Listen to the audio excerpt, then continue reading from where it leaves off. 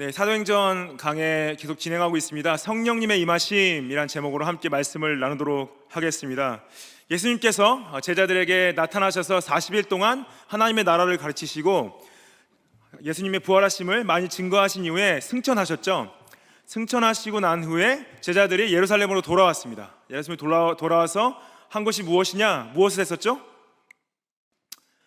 함께 한 마음으로 기도했죠. 한 마음으로 기도하면서 말씀에 집중하고 교회의 권위를 세웠습니다. 그러면서 기도를 하는데요, 기도를 계속 함께 모여서 하는 가운데 성령님이 임하신 사건이 오늘 나옵니다. 사도행전 2장 1절 말씀에 오순절 날이 이미 이름에 그들이 다 같이 한 곳에 모였다 그러죠.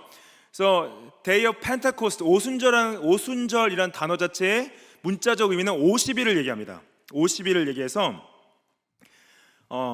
6월절 다음 안식일부터 이제 50일이 지날 때를 말하는데 77절이라고도 해요. 왜 77절이냐면 7 곱하기 7에서 77절. 그래서 49일 때 이제 그 안식일을 그 다음 날 안식일을 말하고요. 그 다음에 또 동일한 단어가 맥추절이라는 단어를 씁니다. 맥추절이라는 단어를 써서 이 Feast of Harvest 이런 말을 쓰는데 이것이 무엇을 나타내냐?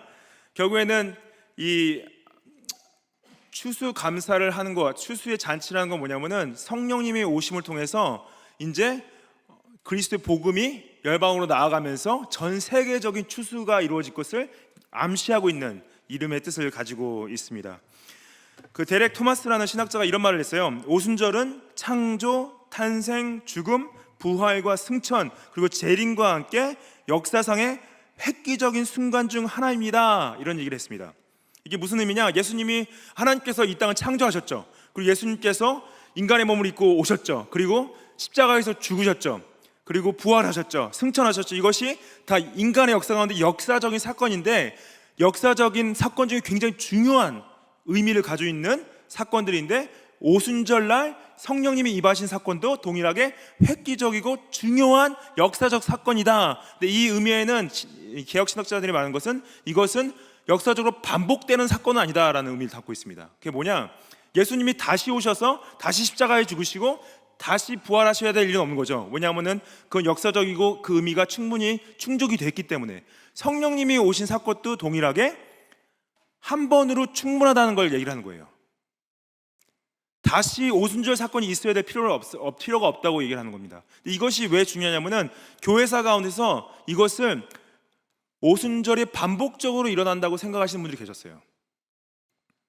그래서 우리가 어떤 부흥을 생각할 때 성령님이 다시 임하셔가지고 또 오순절 사건이 일어나서 우리가 성령의 충만함을 받아서 다시 부흥이 일어난다 이런 이해를 하시는 분이 계신데 저희가 이 오순절 사건을 봤을 때 첫 번째로 생각했던 건 뭐냐면 이것은 반복적인 사건이 아니라 이때 단발성으로 중요하게 성취된 사건이다 말씀을 하시는 거고요. 그다음에 이 오순절 사건, 성령님이 오시는 사건을 우리가 예수님의 승천과 연결해서 보아야 될 부분이 있습니다. 왜냐? 예수님께서 하늘로 올라가셨죠. 하늘로 올라가셨는데 예수님께서 약속하셨죠. 내가 올라가고 나면은 내가 너희에게 보혜사를 보낼 것이다. 도우시는 분, 그 파라클레트, 헬퍼, 도우는 분을 보낼 것이다. 성령님이 하늘에서 오신 거예요. 오시고 성령님이 하시는 가장 중요한 이 역사가 뭐냐면은 예수 그리스도의 구속, 예수 그리스도의 구원을 한 분 한 분에게 적용하는 사건을 지금 하시는 것이 성령님이 하시는 일인 거죠.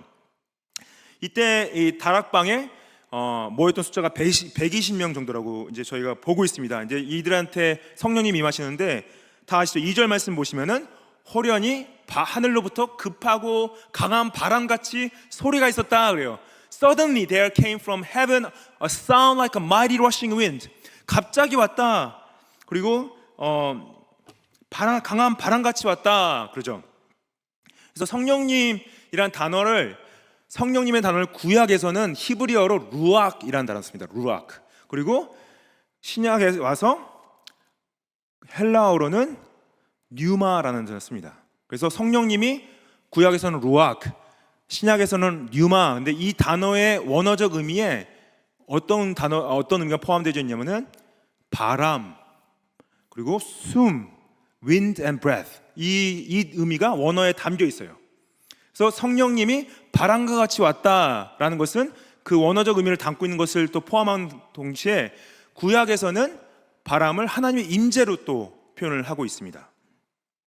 하나님 임재를 표현하고 특히 바람으로 오는 부분에 있어서 이때 당시 이 제자들의 이해는 창세기 1장 2절로 갈 수밖에 없었어요. 뭐냐? 이때 성령이 운행하신다는 표현을 쓰죠. 그래서 창조 때 땅이 혼돈하고 공허하고 흑암이 깊은 위에 있을 때 하나님의 영이 ruach was hovering over the face of the waters. 이게 수면 위에서 바람처럼 운행하고 계시던 거예요. 근데 이것이 오순절날 임한다는 건 뭐냐면요, 새 창조를 이루는 것입니다.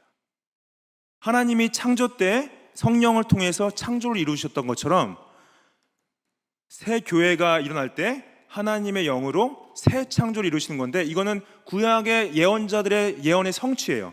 에스겔서 37장 9절 말씀 보시면은 에스겔이 어떤 환상을 보냐면은 마른 뼈들이 골짜기를 가득 메우고 있는 환상을 봅니다. 근데 하나님께서 에스겔을 통해서 이러한 예언을 시키세요.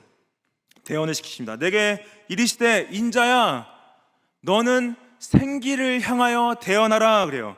Prophesy to the breath. 생기에게 대언하여라 그래요. 생기에게 대언하는 것은 성령을 말하는 거죠. 성령에 대해서 대언하라. 주 여호와께서 이같이 말씀하시기를 생기야 사방에서부터 와서 이 죽음을 당한 자에게 불어서 살아나게 하라 그래요. 생기를 가진 생기에게 대언하여서 생기를 사방에서부터 죽음을 당한 자에게 불어넣어서 살아나게 하라. 이게 마치 아담에게 하나님께서 생기를 불어넣어서 생명을 허락했던 것처럼 지금 죽어있는 마른 뼈들한테 성령의 생기가 들어오는 말미암아 살이 붙여지고 일어나게 되죠. 이게 뭡니까? 성령의 세례, 성령의 거듭나게 하심, 성령의 중생하게 하심. 이것을 예수님께서 니고데모라는 사람을 만났을 때 이렇게 설명해 주세요. 요한복음 3장 8절에 바람이 임의로 불 때 내가 그 소리를 들어도 어디로 와서 어디로 가든지 알지 못하나니 성령으로 난 사람도 그러하다 그래요. 성령으로 난 사람, born of the Spirit. 여러분들 우리 영혼이 어떤 상태에 있었냐? 죽은 상태에 있었습니다.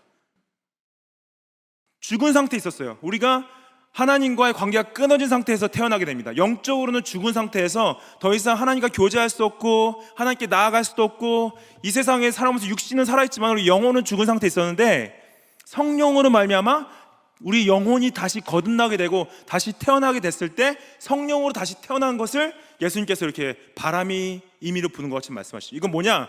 인간의 능력으로 안 된다는 거예요. 성령은 어디서 오는지도 몰라요. 어디서 가는지도 몰라요. 이 사람이 언제 구원을 받았지? 이 사람이 언제 예수님을 믿었지? 언제 이 사람이 예수님을 따라가고 있지? 아무도 몰라요. 하나님만 아세요. 왜냐하면 하나님의 주권적인 선택으로 자신의 백성에게 성령을 불어넣으셔서 그를 거듭나게 하셔야지 그가 회개와 믿음의 선물을 받아서 예수님께 나아가 죄를 고백하고 주님을 향한 믿음을 고백할 수 있기 때문에 성령으로 난 사람은 언제 이 사람이 구원받았지? 아무도 모릅니다. 하나님만이 아신다는 거죠. 이것이 우리가 성령으로 태어난 사람은 신약에서는 새 창조물이다, 새 피조물이다 얘기를 합니다. 고린도후서 5장 17절 말씀에 그런즉 누구든지 그리스도 안에 있으면 새로운 피조물이라 이전 것은 지나갔으니 보라 새 것이 되었도다. If anyone is in Christ, he is a new creation. The old has passed away. Behold, the new has come. 새로운 새 창조물이 됐대요, 여러분들. 그래서 바람처럼 오신 성령께서는 뭐냐? 그때 그 자리에 있던 자들에게 중생함을 경험하게 하신 분도 계신다는 거죠. 다시 거듭나게 하신 분. 그리고 여러분들 우리가 기도를 하는 이유 뭐냐? 한 사람 한 영혼의 구원을 위해서 기도하는 이유가 뭐냐면요, 우리가 할 수 있는 건 기도밖에 없어요. 복음을 증거하고 기도하는 수밖에 없습니다. 왜냐? 성령께서 한 영혼을 다시 거듭나게 하시고 태어나게 하시지 않는 이상 그 사람 마음 가운데 믿음이 생겨날 수가 없습니다. 그래서 우리가 영혼을 위해서 기도하는 이유는 가장 그거예요. 하나님, 이 영혼을 구원해 주십시오. 주님, 주께서 거듭나게 하여 주십시오. 성령님께서 임재하여 주십시오. 기도하는 거죠. 그리고 이 3절 말씀, 오늘 본문 3절 말씀에 보면 성령님이 또 어떻게 왔다고요? 마치 불의 혀처럼 갈라지는 것이 그들에게 보여 각 사람 위에 임했다 그러죠. 불의 혀처럼 왔다. 성령이 바람으로 표현될 때도 하나님의 임재를 얘기하지만은 구약에서는 불도 하나님의 임재함을 의미합니다. 그걸 저희가 언제 볼 수 있냐? 출애굽기 3장 2절에 가면은 모세가 하나님을 독대하는데요. 어떻게 독대하냐? 여호와의 사자가 떨기나무 가운데로부터 나오는 불꽃 안에서 그에게 나타나시니라 그러죠. 그가 떨기나무 불에 붙었으나 그 떨기나무가 사라지지 아니했다 그러죠. 이게 뭡니까? 나무는 여러분들 불이 나려면 어떻게 돼요? 나무가 태워져야 되죠. 근데 모세가 자세히 보니까 나무는 태워지지 않고 있고 불만 이렇게 솟고 있는 거예요. 이게 뭐지? 근데 여호와의 사자가 그 가운데 임재했다라는 하나님의 임재하심이, 그래서 신발을 벗고 나오지 않습니까? 모세가? 이게 뭐냐면 모세는요 이스라엘 백성을 구원하기 원했어요. 자신이 이스라엘 민족으로서 이스라엘 사람을 구원하기 위해서 어떻게 했냐? 애굽 사람을 찔러 죽였습니다. 근데 이스라엘 백성들이 너도 우리를 찔러 죽이려 하냐? 그러니까 자신의 한 일에 대해 상처를 받고 그냥 광야로 도망가죠. 40년 동안 광야에서 아무 인생의 의미와 목적이 없이 살고 있다가 하나님께서 이를 다시 부르시는데 내가 너를 통해서 이스라엘을 구원할 거야. 근데 이제 구원할 때는 너의 힘으로 하는 것이 아니라 나의 힘으로 하는 거야. 성령의 힘으로 하는 거야. 너 자신을 불태우는 것이 아니라 성령이 너를 통해 탈 거야 말씀하시는 거예요. 여러분들, 우리가 하나님의 일을 한다는 건 뭐냐면 내 자신을 태우는 것이 아닙니다. 내 안에 계신 성령님이 타게 하시는 거예요. 여러분들 교회를 하면서 왜 지치고 저희가 넘어지는 줄 아십니까? 내가 어떻게 해보려고 그러면 다 넘어지고 지칠 수밖에 없어요. 근데 진짜 성령의 감동과 충만함으로 할 때는 뭐냐면요, 성령님이 하시게 둘 때는 내 육신은 힘들고 지칠지 모르지만은 그 내면의 평안함과 기쁨은 이루 말할 수가 없다는 거죠. 진짜 성령 충만함으로 하나님을 섬기시기를 축복합니다. 우리의 힘으로 하면 우리는 지치고 넘어질 수밖에 없습니다. 그리고 또 이 불은 구약에서 하나님의 인재뿐만 아니라 하나님의 인도하심과 보호하심을 나타냈어요. 출애굽기 13장 21절 22절 말씀 보면은 여호와께서 그들 앞에 가셨다. 이스라엘 백성들이 사막을 광야를 지날 때 하나님께서 불기둥과 물기둥으로 인도하시는데 불기둥은 밤에 비추셨어요. 불기둥을 밤에 비친 이유는 불기둥이 밤에 잘 보이기 때문이죠. 빛으로 인도하시는 거죠. 그 다음에 따뜻하게 했어요. 그 추운 광야의 날씨를 따뜻하게 하셔서 또한 그들을 불로 보호하셨습니다. 불은 보호와 인도하십니다. 성령을 따라 산다는 건 뭐냐? 성령님이 나를 이끄신다는 것은 나를 보호하시고 나를 인도하시는 것이다 말씀을 하시는 거죠. 그리고 또 불은요 심판을 나타냈습니다. 여러분들 소돔과 고모라에 이제 유황불이 떨어졌던 것은 하나님의 심판을 의미하죠. 신약에 와서도 동일하게 불은 심판을 의미합니다. 누가복음 12장 49절 말씀에 예수님께서 말씀하세요. 내가 불을 땅에 던지러 왔다 그래요. 예수님께서 여기서 불을 던지러 왔다는 건 뭐냐면 당연히 성령의 진리를 말합니다. 하나님 예수 그리스도의 복음을 던져졌을 때 그 안에서 이 불이 붙으면은 그 불이 진리로 말미암아 사람들을 가를 수 있다는 거죠. 그리고 예수님께서 받을 세례를 말씀하시는데 여기서 받을 세례는 세례 요한에게 받았던 세례를 말씀하시는 게 아닙니다. 이게는 어떤 세례를 말하냐? 자신이 당할 그 불의 심판, 그 뭐냐? 십자가의 죽음을 말씀하세요. 십자가의 죽음을 세례로 표현합니다. 그리고 계시록에 가면은 둘째 사망이란 것이 있죠. 21장 8절 말씀에 두려워하는 자들과 믿지 않은 자들과 흉악한 자들과 살인한 자들과 음행하는 자들과 점술가들과 우상 숭배자들, 거짓말하는 모든 자들은 불과 유황으로 타는 못에 던져진다. 이것이 둘째 사망이다. 이게 왜 둘째 사망입니까? 왜냐하면 첫째 사망은 그냥 육신의 죽음이에요.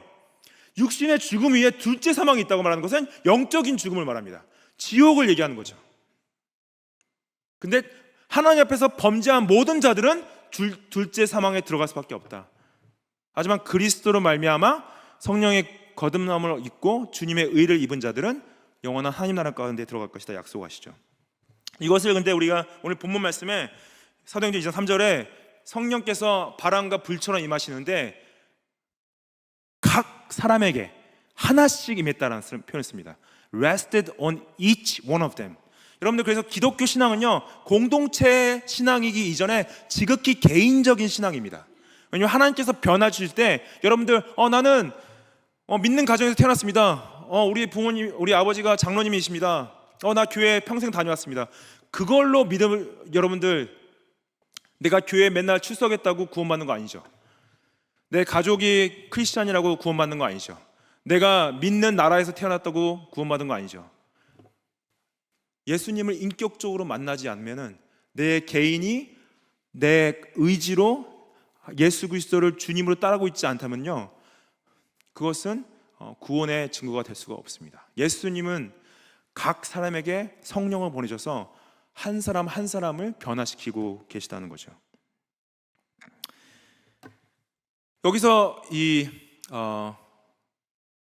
4절 말씀 보시면은 각 사람에게 임한 성령이 충만함을 받습니다. 성령의 충만함. They were all filled with the Holy Spirit. 여기서 충만함, 여기서 중요한 신학적인 차이를 봐야 될 건 뭐냐면은, 정의는 뭐냐면요, 성령 세례와 성령 충만이 같은 게 아니라 다른 걸 이해하셔야 돼요. 성령 세례와 성령 충만이 뭐가 다를까요? 성령 세례는 뭐냐면은, 성령께서 아까 예수님 말씀하신 것, 니고데메에게 말씀하셨던 것처럼 성령께서 바람처럼 오셔서 한 영혼이 죽은 상태에서 산 상태로 거듭나게 다시 태어나게 하시는 것을 성령 세례, 성령의 중생하게 하심, 거듭나게 하심이라는 표현을 쓰죠. 그 성령 충만은 뭡니까? 여기서 말하는 성령 충만은 뭐냐면은, 예수님께서 사도행전 1장 8절에 너희가 약속된 성령을 받으면 능력을 받을 것이다. 그 능력은 뭐냐면은 땅 끝까지 이르러 내 증인이 될 것이다 라는 능력이에요. 예수 그리스도의 증인으로서 살아갈 수 있는 능력을 성령 충만하로 말씀하시는 겁니다. 그래서 성령 세례는 구원의 시작이에요. 성령의 충만함은 성화의 과정이에요. 그래서 우리가 항상 성령 충만한 걸 원하는 건 뭐냐? 여러분들, 우리가 매일매일 삶 가운데 성령의 충만을 받기 원해요. 왜냐? 여러분들, 성령 충만하지 않는 것은 뭐예요? 이 성령님을 인식하지 못하고 있는 거예요. 여러분들, 죄를 범할 때 가장 성령님을 인식하지 못하고 계신 겁니다. 하나님의 말씀에 순종할 때 가장 성령님을 인식하고 계신 거예요. 그게 성령 충만한 겁니다. 그래서 성령 세례와 성령 충만함의 차이를 알아야 돼요. 그래서 성령 세례를 반복적으로 받습니까? 아니죠. 성령 세례는 한 번만 받는 거예요. 성령께서 우리를 거듭나게 하신 성령 세례는 한 번만 받는 거예요. 성령 충만은 한 번만 받습니까? 아니요. 지속적으로 받아야 되는 거죠. 지속적으로 성령 충만하기 원하는 거죠. 여기서 물론 이때 오순절 다락방에서는 120명 모인 사람들한테 동시에 역사하셨어요. 성령 세례도 주시고 성령을 충만하게 하셨어요. 근데 여기서 성령 충만함을 받았는데, 성령 충만을 받자마자 처음 한 게 뭐냐? 다른 언어들을 말하기 시작했다 그래요. 여기서 다른 언어는 여러분들 알아들을 수 있는 언어였습니까? 알아듣지 못한 언어였습니까? 알아들을 수 있는 언어였죠.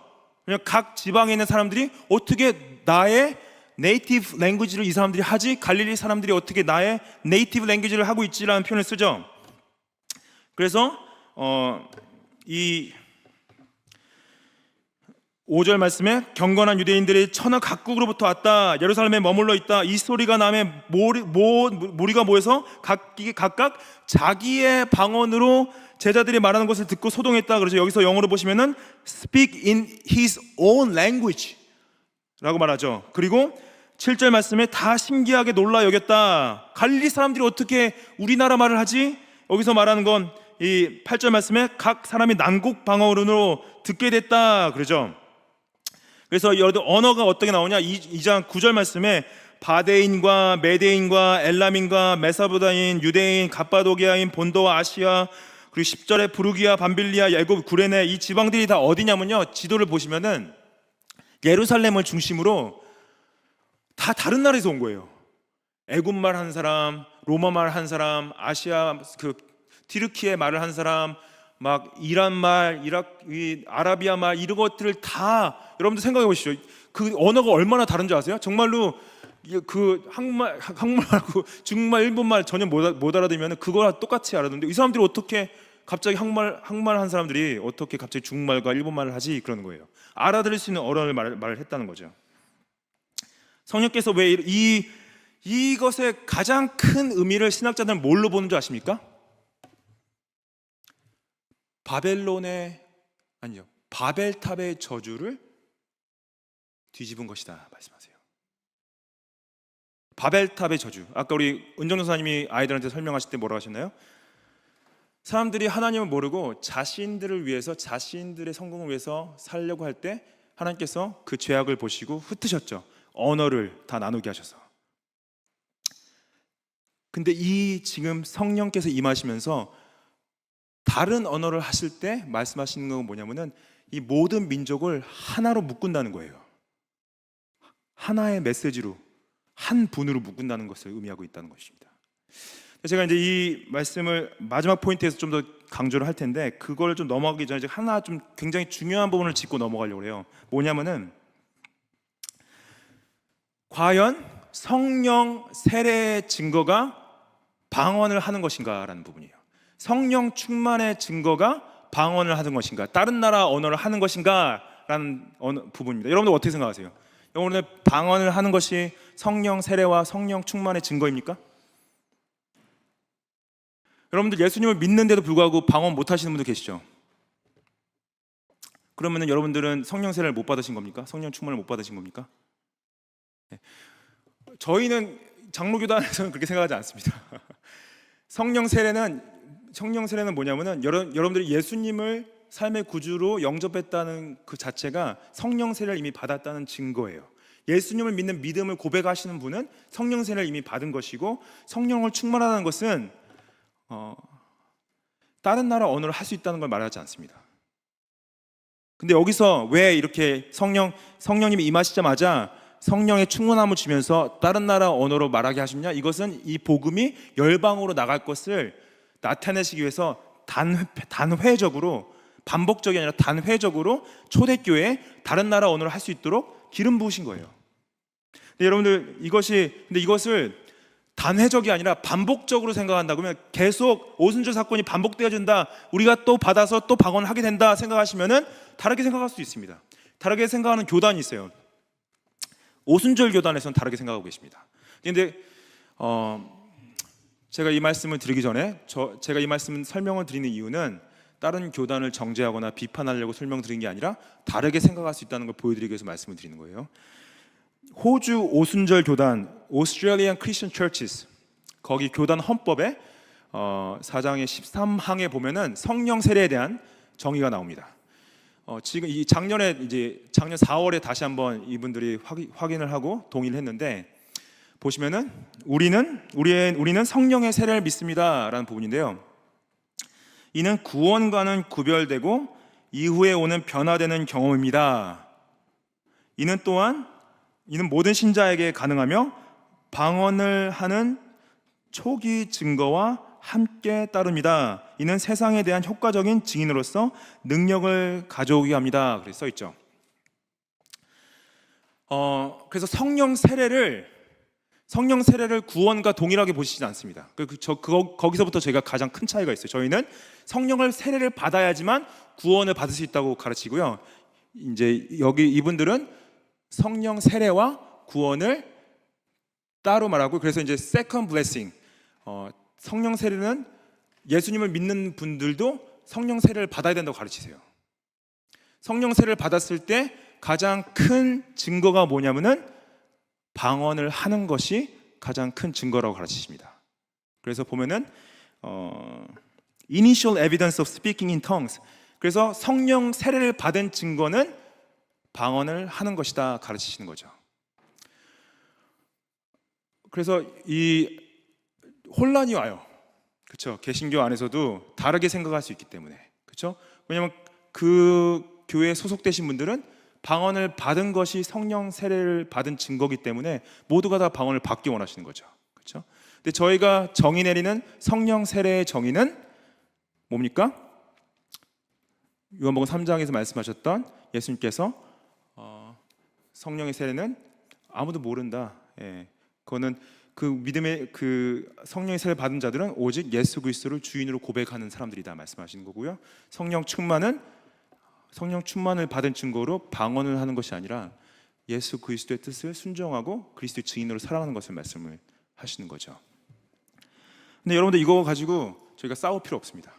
그리고 다른 해석을 가지고 넌 잘못됐어 그렇게 비판적으로 보실 필요 없어요. 왜냐하면 제가 느끼기에는 그 교단에 소속해서 그 교회에 계신 분들은 이것이 맞다고 생각하고 그것이 하나님 앞에서 진리라고 생각하시고 따라가시는 부분이 있기 때문에 그거는 우리가 인정해 드려야 될 부분이 있고, 다르게 생각하는 것은 우리가 다른 것에 대해서 우리가 또 성경의 예를 볼 수가 있는 거죠. 근데 이 잘 말씀을 보면요, 이 분명한 것은 여러분들이 방언을 안 하셔도, 다른 나라 말을 못 하셔도 예수님을 믿는 믿음이 있으시면은 이미 성령의 세례를 받으셨다는 건 너무나 분명합니다.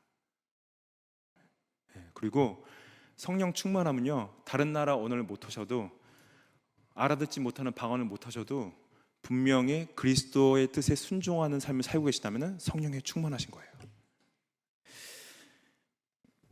이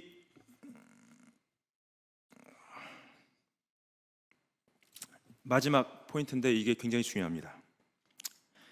2장 11절 말씀에 우리가 다 우리의 각 언어로 하나님의 이 큰 일을 말함을 듣는도다, 이게 굉장히 중요해요. 여러분들, 다른 나라 언어를 하는 게 중요한 게 아니라요, 그들이 무슨 이야기를 하고 있냐가 중요한 거예요. 그들이 하고 있는 이야기의 내용이 뭐였다고요? 하나님의 큰 일, the mighty works of God, 하나님의 큰 일을 말한 그 내용이 중요한 거예요. 그 내용이 뭐냐? 예수 그리스도를 통한 구원을 선포하고 있는 거예요. 다른 나라 말을 하는 게 중요한 게 아니라 이들이 뭘 알아들었냐면, 어떻게 아라비아 말로 예수님의 죽음과 부활을 선포하지? 어떻게 헬라어로 하나님 예수 그리스도의 죽음과 부활을 선포하고 있지? 어떻게 애굽의 말로 예수님의 기쁜 소식을 전하고 있지? 그게 놀라운 거예요. 그게 놀라운 거예요. 여러분들, 그래서 여러분들이 어떤 언어를 하건, 영어를 하건 한국말을 하건 어느 나라만 하건, 여러분들이 성령 충만하다는 건 뭐냐? 여러분들 하실 수 있는 언어로 그리스도의 복음을 선포하는 것이 성령 충만하신 것입니다. 복음을 선포하지 않는 것이 성령 충만하지 않은 거고요, 복음을 선포하는 것이 성령에 충만한 것이에요. 다른 나라 말하는 것 자체가 중요하지 않다는 거죠. 제가 오늘 아침에 선샤인교회 분들한테 설교하면서 제가 여러분들에게 영어로 설교하고 있는 것은 진짜 하나님의 기적과 다름없습니다. 고등학교 2학년 때 한국 떠나가지고 영어 한마디도 못하고 뉴질랜드 처음 갔는데 어떤 분 선생님한테 Thank you 그러니까 I beg your pardon 그러더라고요. Thank you, I beg your pardon. 그리고 표기했어요. Thank you 말하는 거를. 그랬던 저가 정말로 호주 분들 앞에서 영어로 물론 영어를 잘 못하지만 설교하고 있다는 자체가, 저는 제가 생각하기에는 오순절 다락방의 기적과 다름없다 말씀을 드렸습니다. 여러분들, 왜냐? 이것은 지금 이 성령님의 목적을 봐야 돼요. 성령님의 오신 목적. 성령의 오신 목적을 예수님께서 요한복음 15장 26절에 이렇게 말씀하세요. 내가 아버지께로부터 너희에게 보낼 보혜사, 곧 아버지께로부터 나오시는 진리의 성령이 오실 때에, 그가 오시는 목적이 뭐라고요? 그가 나를 증언하실 것이요. 여러분들, 성령께서 오신 목적은 다른 나라 언어를 주시려고 오신 게 아니라, 성령께서 오신 목적은 예수님을 증언하시러 오신 거예요. 성령 충만하다는 건 뭐냐면은 내가 예수님을 증언하고 있느냐 안 하느냐. 성령께서 우리에게 주신 능력은, 성령께서 우리를 도와주시는 목적은 내가 예수님의 뜻에 순종하면서 그분을 따라가고 있느냐 없느냐, 그거를 도와주신다는 거죠. 저는 여러분들, 우리 모두가 성령 충만하기 원합니다. 성령 충만하다는 것은요, 여러분들 어떤 대단한 능력을 받는 것이 아니라요, 예수 그리스도의 증인으로 살아가는 것입니다. 성령 충만하십시오.